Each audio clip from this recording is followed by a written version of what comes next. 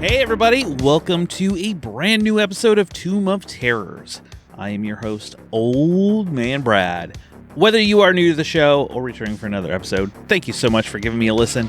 If you love the show, drop me a review on your favorite podcast app, or you can become a patron, patreon.com/oldmanbrad. And also make sure you follow me over on Letterboxd. Just look for Old Man Brad over there, and you can see all the crazy watches that I do. This episode, we have another great interview for you. I have an interview with writer-director Racheal Cain, and we are going to be talking about her new movie, Somnium, which is available on all your digital platforms to rent or purchase. It isn't streaming yet. It is out there for you to see. I do recommend it. I'm excited for you to hear my chat with Racheal as we kind of dig into this otherworldly, crazy, psychological thriller horror film. But before we dive into all of that, if you are in the Cincinnati area, come out to Frightful Fridays on the third Friday of every month. So happy to be partnered with the Esquire Theater to host a horror screening once a month. And our screening for September, this week, September 19th, is The Evil Dead. The original The Evil Dead from 1981. We will have the 4K restoration of it. So excited to be able to see this on the big screen. I've never seen the original one on the big screen, and I'm sure the 4K will look fantastic. But come out April 19th, 10 p.m., and let's watch a movie together. All right, let's dive into all things Somnium. I saw you're now hiring sound up front. Looking for a job, and I'd take anything at this point. This position has been a bit of a nightmare to fill. We call it our sleep sitter. Sleep sitter?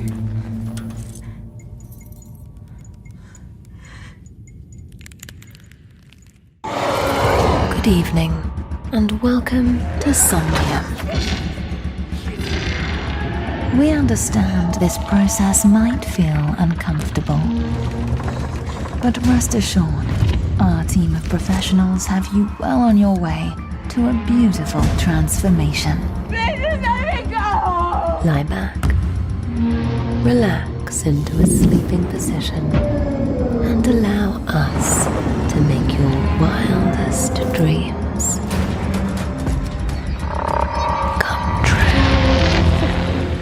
An experimental sleep clinic, Somnium, dreams are made real. Side effects may include hallucinations, confusion, paranoia, sleep paralysis, detachment from reality, lost sense of self, permanent nightmares. This is written and directed by Racheal Cain. It stars Chloe Levine, Grace Van Dien, Jonathan Steck, Clarissa Thibault, and many others. Before we got here, I said I do recommend checking this out. It is an interesting film. I'll dive a little bit more into it after you hear my interview with Racheal. But yeah, this movie kind of hooked me in, and you can see a lot of influences from Cronenberg, David Lynch, host of other movies that really kind of mess with your head in a way. But we'll dive into that. I'll talk a little bit more on the other side. Let's jump into my chat with Racheal Cain, and I will chat with you soon. The new film Somnium, which is out now, is a film that will take you on a dark and dreamy ride full of many experiences. Today, I'm excited to welcome in the writer and director of Somnium, Racheal Cain. How are you doing today? Hello, I'm doing great. So what inspired Somnium? Oh man, that is the question, because I started this journey so long ago. I started writing the film in 2012, so it's been 13 years. So I would say over the course of those years, like different things kind of kept me going, and the script changed so much. I grew up, my dad made a DIY sensory deprivation tank in our garage as a kid. So it's kind of hard to say where it first came from, because it's kind of been always like a part of my life, this like, spiritual create your reality kind of stuff. They were big on like The Secret growing up, which was cool. And then, I had my first heartbreak after college. That kind of got me on my path of writing these flashbacks. That was back in 2012. And then pretty much everything else changed around that one storyline. So yeah, it's a tough question to answer. So many different things. So you say, like, personal experiences. Are there any dreams, maybe nightmares that help kind of fuel that other world that we see? Ooh. I just got this question the other day and I was like, no nightmares, but so I will admit I enjoy psychedelics, which might be apparent. So definitely like some bad trips inspired the where this may go and the dangerous potential of this place for sure. And the caution of messing with your mind. Thinking of that place, especially there's one scene with slow lightning. I can see that. Yeah. Now, Chloe Levine, who plays your lead in the movie, Gemma, she really she's awesome in the movie. Really takes you into this world. How was it getting her on board of this film and then working with her? Yeah, oh my goodness, she's incredible. This is an independent film. We never had enough time or money. And this girl, when I tell you, like, some of these scenes we had to get in one take and she would just nail it every time. Like, she is incredible. And every single take I would get was like great. It was so hard to pick which one, truly. She came on for the flashback. So it was back in 2018. We hired this casting director, our first casting director, Bess Pfeiffer, for the flashbacks. And so she kind of best pitched her. She's like, there's this girl who's incredible. She's kind of still a little bit lesser known, but she's been in the OA. And the OA at the time was like my favorite TV show. So I was like, oh yeah, I know her. So yeah, we just had a Skype call. That's how long ago it was. We were Skyping. It went really well. And then I met her in New York for brunch. And it's an interesting thing casting someone to play this like extension of yourself. You're like looking for yourself in this person. But yeah, we just hit it off. And I just kind of knew from her previous work and the Transfiguration and all of her other previous films that she was fantastic. So lucked out. She really just, like, watching the movie, I think she just kind of brought me into this world. And then when you get towards the end where things really kind of, so to speak, go off the rails, I guess you could say, or gives you a lot of different things. It was just, doing those type of scenes or the scenes of more darker themes, fear, anything like that. Kind of how did you set that tension on set to make sure you either try to frighten them or show? Well, the good thing was our creature character was like 97% special effects makeup. So literally the scene where she turns in the hallway to see the creature, we like snuck him onto set. We didn't tell her. And we like snuck him onto set and put him in at the end of the hallway. So when she turns around, she's actually seeing it for the first time. So that was so fun. And yeah, having him there, like really looking like that did a lot of that work for me of capturing that true fear. But yeah, I think we agreed, Chloe and I agreed, just like, let's play this really grounded. Let's not worry about where she is in terms of her reality. There's so many layers of this, but let's just play it straight. Like that audition scene where there's so many things going on. We're just like, let's just not worry about what might be happening for the viewers. So you mentioned, multiple layers, because there are, just genres. You got sci-fi, psychological drama, horror, like a lot of pieces kind of layered onto each other. How did you kind of go about balancing all that? Yeah, it definitely was a balance. I think it was tricky having filmed all those flashbacks 4 years in advance. So it's like, okay, we're tagged to this storyline. How do we take what we have and like dial it up, like dial up the color but make sure it feels cohesive. And I think a lot of that came with like sound design and all the music really helps to balance all these different genres. This like synthwave score we have going on is like lends to the beauty of the flashbacks, but then also gets spooky. So I think, yeah, my composers did a lot of like work in like pulling all these pieces together because there are so many genres, but I think that's what makes it kind of unique. And I did actually want to ask you about the sound design for the movie, because it does really set up the atmosphere as you're going in. When you were, there's the synth and other darker type of music in there. How did you, like you and your composer, how did you guys kind of get on the same wavelength, so to speak? Honestly, it was probably just I had pulled a lot of references of things that I liked, classic horror, Stranger Things. That score was a huge influence for sure. And it was just a lot of sending them everything that I liked. And then a lot of back and forth. My composer, Peter Rick, is a powerhouse. And he sent me like something like 70 to 80 different tracks and was just like, here's all this music. He did it so fast too. I was like, how in the world? And just sent me so much stuff. And then it was just kind of whittling it down from there. So it was a lot, but just a lot of back and forth. Okay. Independent film. You don't have the budgets like everybody else. And, the shooting schedule. What were some of your biggest challenges you faced in the production of this? It'd been quite a few years too. Yeah, that's the thing. When you don't have money, it takes time. And that was, I would say, is the biggest challenge, is just never having enough time. Those moments where we literally had time for one take, it was so stressful. And stress is never good for creativity. So definitely just, not having enough time, having to cut tons of shots. So many of these, so many scenes are just one dolly shot simply because we didn't have the time to get any other coverage. So we got lucky that it's all there and somewhat makes sense. Creating not only all the world as a whole, but then, this other world we go into, did you have to make sacrifices with what you envisioned it to be? Oh yeah. But it was kind of fun, that collaboration. So I got so lucky. I found the coolest VFX artists, and literally 170 VFX shots were all done by one person in his room. Matt Latham is incredible. So yeah, that was a huge conversation when I first brought on Matt, is because I had all these huge visions for what this world would be. And then he brought me down to reality and he's like, we can't, you're gonna have to scale that back. I envision every step she takes, you see this blooming web underneath her of these neurons. And he's like, yeah, I don't think we're gonna have the money or time.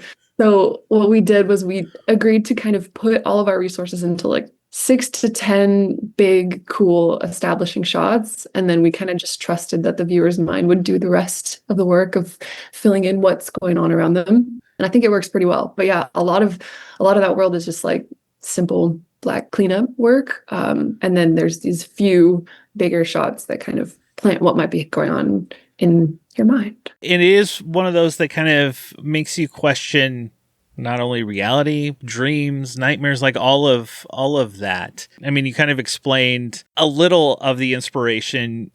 Did you, in some of music that you kind of looked at old stuff to kind of reference, were there any films or even directors or writers that kind of influenced you as well, or inspired you, I guess I should say? Yes, definitely. So many films. My favorite movie is Eternal Sunshine. So I feel like that comes through. So it's kind of maybe that was the first one that inspired me to make something that's what if Eternal Sunshine were a little scarier? Let me make something that's beautiful but scary. So that was a first influence for sure. And then old classic horror Repulsion, Rosemary's Baby, those with these strong female leads that descend to madness are so fun to watch. Stranger Things was a big influence, Black Mirror, stuff like that. Yeah, there's so many. When audiences sit down, they watch it, what are some of your hopes that an audience will take away from the movie? The core of it for me has always been facing your fears and this idea that fear lives in the mind. So if we can find a way to get ourselves out of our mind, which is usually being focused on the past or being obsessed with the future, if we could just find a way to let that go and be in the present moment, then things aren't so scary. And that's always hard. It's so hard. It's the hardest thing. Yeah. To just get out of your head. Saying that, facing your fears and stuff like that, was this movie in a way kind of a release for you in something like that? Yeah, definitely. Definitely in many phases, though, it's been this unfolding thing, releasing the past relationship long ago and then that's transforming into a new story and letting go of all the things that, I had to overcome to be able to make it, because it's not been an easy 13 years, I'll tell you that. So yeah, I think I'm still going through it too. It just came out on Tuesday, so I'm like, what is this new world?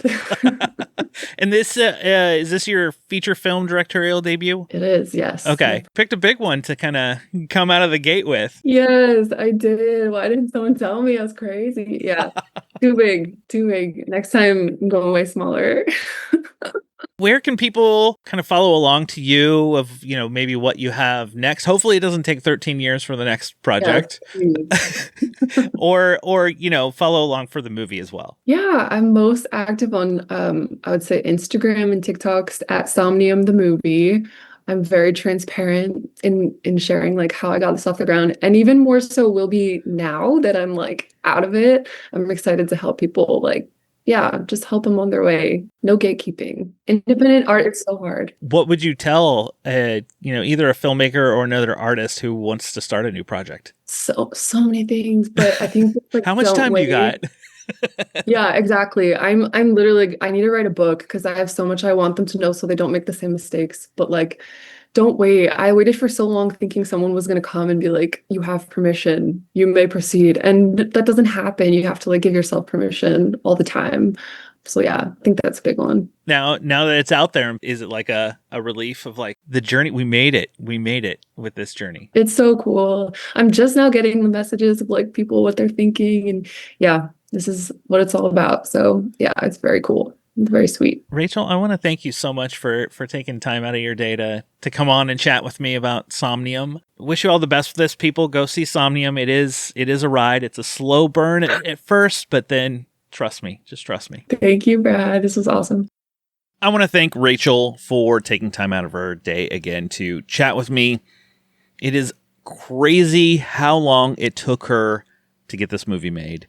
That she had, been working on it for so long, shooting flashback scenes. Although, shooting those flashback scenes so long ago, I mean, it truly is a flashback when you think of it now, like finishing the movie currently, and then you have these scenes from years ago that you filmed to put in as flashbacks, it works out. Somnium, this movie is a dark ride. Chloe Levine in this movie is fantastic. She just goes into this role. Her look and kind of the way the movie is set up where she's in LA, she's trying to become an actress. She just wants to be, I want to be a star. It was hard not to think of Pearl or that trilogy with Mia Goth. Chloe Levine she kind of looks like she could be Mia Goth's sister, honestly. Somnium really kind of had a part of me in my mind thought of this was if you took Pearl and that story of her wanting to be a star and getting to acting and everything else, but you put the twisted mind of, say, Cronenberg behind it. So it kind of has that mix. It doesn't have the body horror aspect of it, but it has a dark world with dark imagery and things like, what if you took Pearl, Videodrome, put them in a pot together, mixed them up? That's what I would say for Somnium. It's kind of like that. It is a slow burn film. It takes a while to get going, but Chloe Levine in this just had me hooked in. She was so good. I wanted to follow her story with her character Gemma, what was happening to her. And then you get into, she starts working at this place, Somnium, and getting into this darker dream world.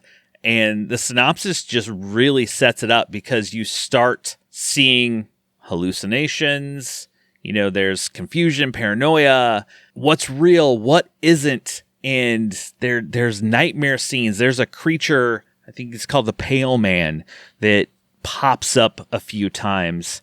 There's a scene that is just really cool with this lightning that strikes, and it kind of flashes, but then it slowly goes across the sky. I would have loved be in this sleep, nightmare, hallucinatory world more than we were. Those nightmares just added to the movie for me. I was already interested with Chloe Levine's performance as Gemma. She was believable. She had me hooked in. And then we get dark, nightmare, hallucinatory imagery, and it just stacked on top. And I really enjoyed the movie. Definitely suggest checking it out. It's available anywhere you rent your movies right now. It's out on digital. Go out and rent Somnium. If you do see Somnium, let me know what you think of it. If you enjoyed it as much as I did, I just thought it was a good, dark, indie horror film with some influences from Cronenberg and others out there. Coming up with a double feature, because I want to give you a double feature to go with your film that you watch. I'm going to say watch Cronenberg. I want you to go watch Videodrome, which is a fucked up, awesome, trippy ass movie with a lot of hallucinatory images, bizarre scenes, body horror. You want something that kind of 100% Somnium was influenced by pieces of Videodrome. That's why I'm pairing them together. Videodrome, Somnium, or Somnium, then Videodrome, whichever way you want to put it, and enjoy the trippy ride, let me tell you. That's my double feature for this week is Somnium and Videodrome. Well, that will do it for this episode of Tomb of Terrors. Thank you so much for everybody who listens to the show. I hope you enjoy it. Please let me know what you think of the show. And make sure you subscribe so you don't miss any episode coming out, whether it's Versus, Tales from Tubi. I haven't done a Tales from Tubi in a while. Gonna have to rectify that. These episodes with interviews or my short reviews. I'll be back soon, later this week, actually, with another interview for the film that is coming to Shudder later this week, Night of the Reaper. Just snuggle up in that blanket, turn off the lights, because it's okay to be scared. We'll talk to you later, everybody.